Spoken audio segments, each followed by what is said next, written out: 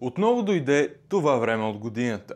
Навън е студено, коминчетата пушат, мъгла и смог се стичат ниско и покриват цялата земя.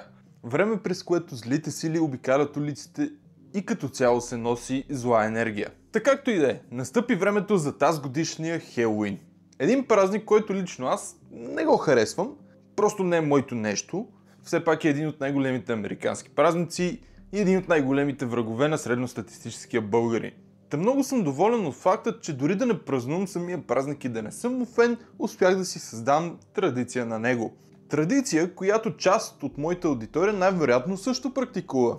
Ако има нещо, което се е вкоренило до толкова, че да прави Хелоуин това, което е, то няма да са тиквите, няма да са бомбоните, нито яйцата по къщата на дядо ви Гошо. Също смятам, че едно от нещата е нещо, което влезе като товарен влак и се нагнезди в топ позиция. За мен е нещо, което дава усещането на Хелоуин, такова каквото е една анимация. Анимация, която вие знаете много добре. Отвъд оградата. Така както казва създателя на Малкия принц, Антуан Дьо Сент-Ексюпери, перфектното не се постига, когато можеш да добавите нещо към творението си, а когато не можеш да извадиш нищо повече. Мисля, че това е точното определение на Отвъд оградата като поредица. Не си спомням, или поне аз лично не вярвам в ефира на Cartoon Network или като цяло в която и да е друга платформа или телевизионен канал да е имало толкова добра късометражна анимация. Какво прави обаче Отвъд оградата толкова специална? С такава енергия, така да го кажа. Това е въпрос, на който се надявам да дам отговор.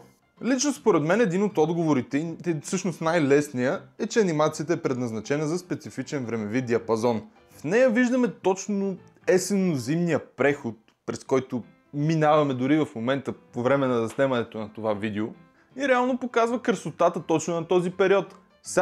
Не бива, не е окей да си пускаш Отвъд оградата по средата на лятото.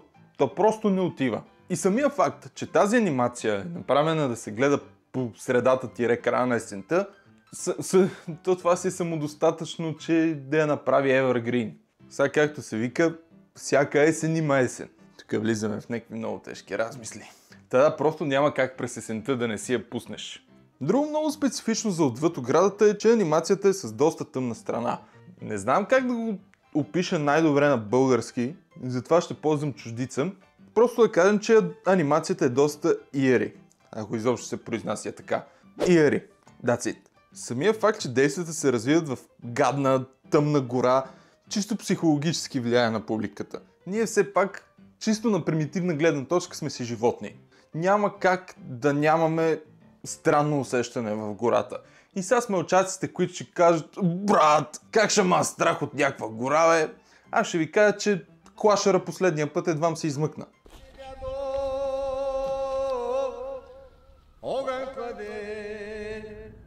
Какво забравям?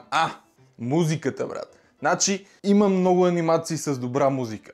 И всички те почти са зад Отвъд оградата като позиция. Това топло и приветливо усещане, тази носталгия, дето мирише на старо, няма как да го опиша по-добре. Ако правя някаква база за сравнение, с едно влизаш в някаква стара библиотека, примерно. И тук ще броим факта, че са използвани истински инструменти, както и аналогово записване, за да се постигне точно това усещане. Музиката буквално може да те прехвърли там, в гората, при клашера. Горе на Пирина! А за анимацията има ли нужда изобщо да коментирам? Да, героите не са кой знае какво, не са нещо специално, но качеството на анимацията и бакграундите в нея изкуство, откъдето и да го погледнеш. Погледнете този, така просто го погледнете този кадър с мелница. Все едно гледам от брега на язовир Голям Беглик. Та накратко, музиката и анимацията са топ тир. 10 от 10 от която и страна го гледам. Още дори не сме стигнали до най-хубавото. Какво друго трябва да може една анимация? Какво друго трябва да има тази анимация, за да е evergreen? Сюжет.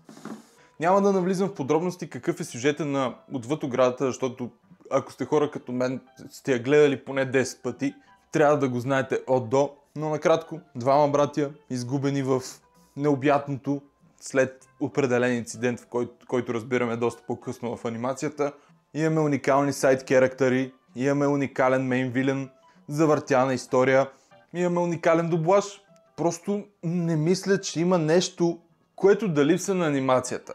Перфектна е на дължина, перфектна анимация като quality, перфектна музика, почти перфектни персонажи. Даже бих си върнал думите назад, защото персонажите точно си съвпадат с целия муд на анимацията. Имаме перфектна история, няма какво повече да кажа за отвъд оградата. Може би просто една от анимациите, които без проблем просто и даваш 10 от 10 и сядаш я гледаш и забравяш. Просто изключително много се радвам, че я имаме. Идеално е просто малко да разцепи октомврийската обстановка, така че определено, ако искате имате време след това видео си я пуснете, тъй като все пак това видео е качено на Хелуин, надявам се.